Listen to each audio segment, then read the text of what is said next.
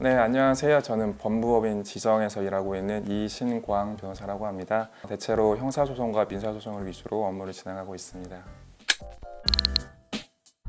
아주 다양합니다. 많은 분들이 당하셨던 검찰 수사관을 사칭한 부분, 그리고 금감원 사칭한 부분, 이런 부분은 꾸준히 이루어지고 있고요. 요새는 로맨스 스캠이라고 해서 해외에서 연인처럼 다가와서 금전을 요구하는 그런 경우가 굉장히 많이 유행하고 있고요. 카카오톡을 통해서 문화상품권 요구하는 경우 참 많습니다. 심지어 제 지인의 경우에도 최근에 검찰 수사관을 사칭한 분에게 분을 직접 만나서 현금 8천만 원 정도를 건네준 정도로 정말 많은 분들이 많은 지역에서 일어나고 있는 부분이 보이스피싱 범죄라고 볼 수 있습니다.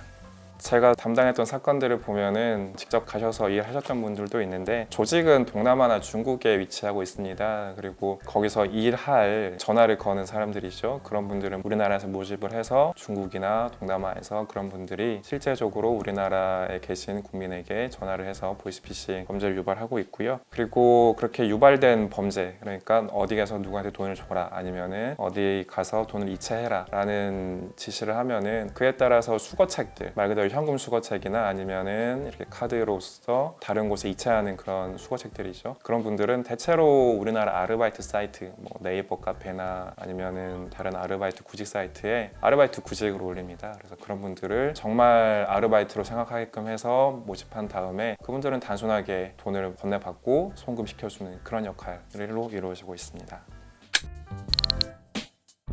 제가 담당했던 사건들의 가해자들은 대체로 연변족 분들이셨고, 실제로 그 제일 위에 있는 주모자들이 잡히는 경우는 거의 없고요. 보통 우리나라 말로 요새 보이스피싱 하잖아요. 그래서 우리나라에서 데리고 가신 분들이 실제로 일을 합니다. 전화를 해서 누구한테 돈을 줘라, 금감원이다, 아니면 검찰 수사관이다 이렇게 말을 하는데, 그런 분들이 국내에 들어오시면은 잡혀서 우리나라 법으로 처벌이 되는 경우가 많죠.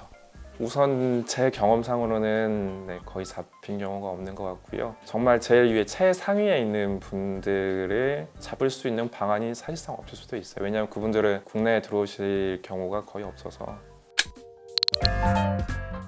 대체로는 사기죄로 처벌이 됩니다. 여러 법률로 공소제기를 하는 경우가 있는데, 정말 검사님께서 강력하게 처벌해야겠다라고 하시는 경우에는 범죄단체 조직죄로 공소제기를 하는 경우도 제가 보기도 했습니다. 그래서 범죄단체 조직죄로 처벌이 이루어지게 되면은 형량이 좀 강하게 이루어지고요. 그리고 일반적인 사기 범죄보다 보이스피싱으로 인한 사기 범죄는 형량이 좀 강해서 단순하게 수거책이나 아니면 운반책을 하는 경우에도 형량이 꽤 강하게 나오고 있습니다.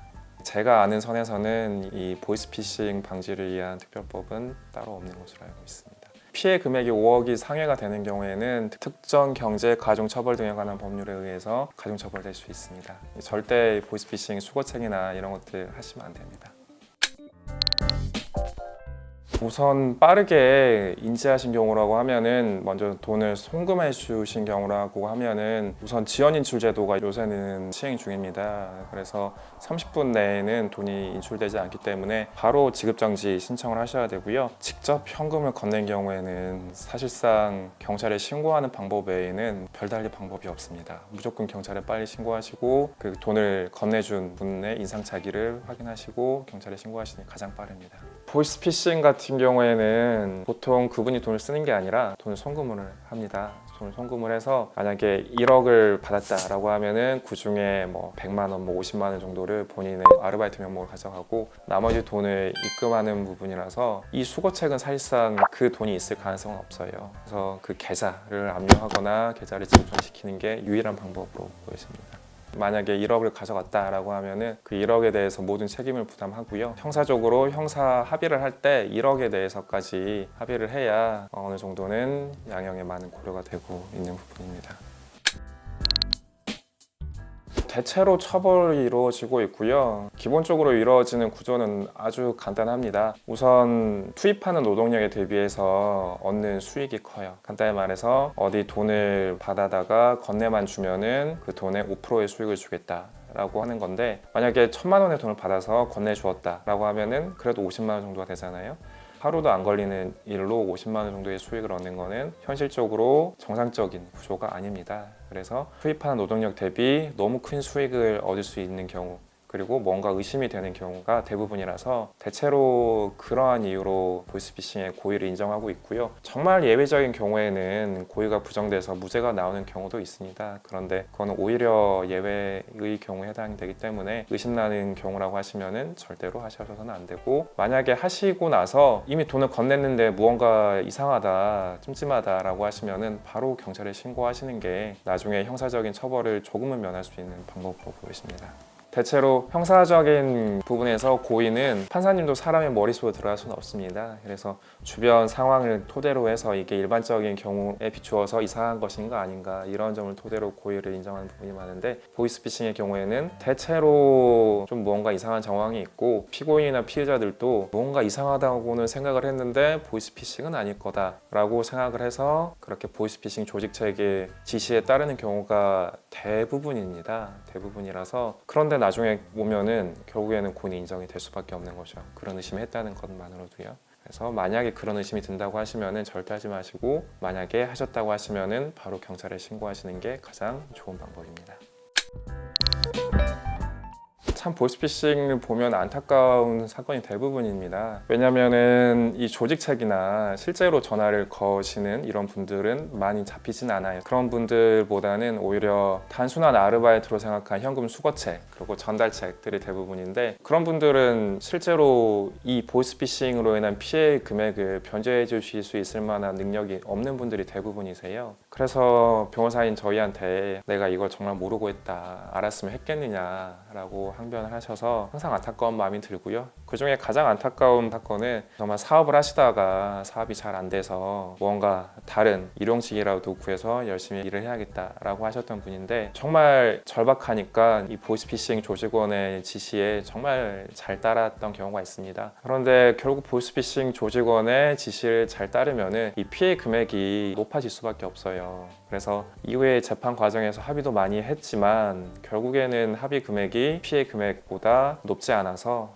중형이 선고된 경우가 있었습니다. 그런 경우가 가장 안타까웠던 것 같고요. 그리고 가장 잘 풀렸던 경우는 통상적으로 보이스피싱으로 수사가 진행이 되는 경우에 구속 수사가 되는 것이 대부분인데, 피해 금액도 상당했습니다. 상당하고 피해 변제도 아직 이루어지지 않은 부분이었는데, 어떻게 경찰 수사 과정에서 구속 수사를 좀 면할 수 있었고, 그리고 재판 과정에서도 피해 금액 다 합의를 해서 집행유예로 마무리된 경우가 있었습니다. 그 경우가 가장 괜찮았던 경우 같습니다.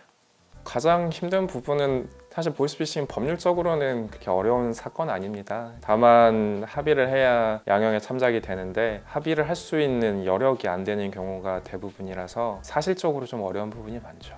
사실 피해자분들은 대부분 이 돈을 들이게 되는 이유가 말 그대로 검찰 수사관을 사칭하거나 아니면 대출을 어느 정도 해줄 테니 먼저 1,000만 원, 2,000만 원을 나한테 달라, 그러면은 신용도를 높여서 대출을 해주겠다, 이런 경우라서 피해자분들께도 무언가 실질적인 피해 회복을 하려면은 그 정도의 돈을 합의금으로 드려야 되는데, 가해자는 그럴 능력이 없고 피해자는 정말 또 형평이 더 어려운 상황, 이런 경우가 보이스피싱 사건에서는 가장 어려운 경우로 볼 수 있습니다.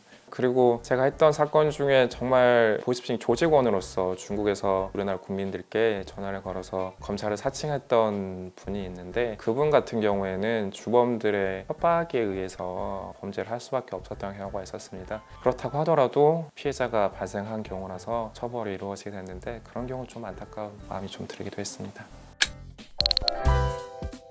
양형에 참작이 되기는 하는데, 그래도 다른 사건과 기준을 맞춰야 되기 때문에 그렇게 처벌이 대폭 약해지거나 그렇지는 않은 것 같아요. 우선 지금 코로나 사태로 많은 분들이 아르바이트나 이런 부분들도 구하기 어려운 상황이잖아요. 그런데 아르바이트를 구하기 어려우니 무슨 아르바이트라도 해야겠다라는 생각에 구직 사이트나 아니면 네이버 카페 이런 곳에서 적게 일하고 돈을 많이 벌 수 있다, 이런 글을 보고 덥석 그런 아르바이트를 하진 않으셨으면 좋겠어요. 아마 그런 일들은 대부분 범죄와 연루되는 부분들이 많거든요. 그래서 그런 부분을 절대 피하셔야 될 것 같고요. 그리고 전화가 왔을 때 검찰 수사관이다, 아니면은 뭐 금감원이다, 아니면은 대출이 필요하다 라고 했을 때 꼭 그 청이나 아니면 기관에 연락을 해보시는 것도 좋을 것 같아요. 다만 연락을 하실 때 본인의 휴대폰이 아니라 다른 휴대폰이나 아니면은 공중전화로 해보시는 것도 하나의 방법일 것 같긴 합니다. 왜냐면은 요새는 드물긴 하지만 나가는 전화까지 피싱을 해서 본인들에게 전화가 오게끔 하는 경우도 있더라고요. 그래서 다른 전화나 공중전화로 해보시는 것도 하나의 방법일 것 같아요.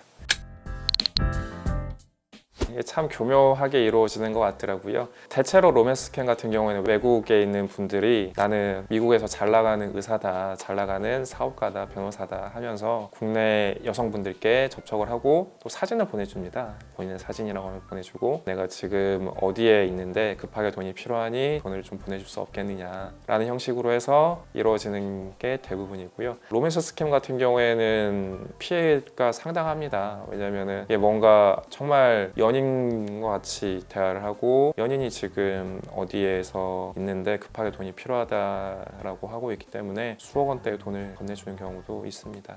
그래서 뭔가 외국이나 아니면은 국내에서 알지 못하는 분이 접촉을 해서 연인 행사를 하거나 아니면은 사진을 보내준다고 해서 그걸 믿지 마시고요. 다 대부분 본인 사진 아니에요. 그럼 믿지 마시고 그런 경우에 무조건 차단하시는 게 좋을 것 같습니다. 기프트 카드 달라 이런 경우는 무조건 안 하셔야 될 것 같고요. 저 같은 경우에도 저희 법인 내에서 저희 직원분께 제 메신저 명의로 상품권을 사달라라고 한 경우도 있었습니다. 너무 광범위하게 퍼져 있어서 스스로 조심하지 않는 이상 피해 나가기는 쉽지는 않을 것 같아요.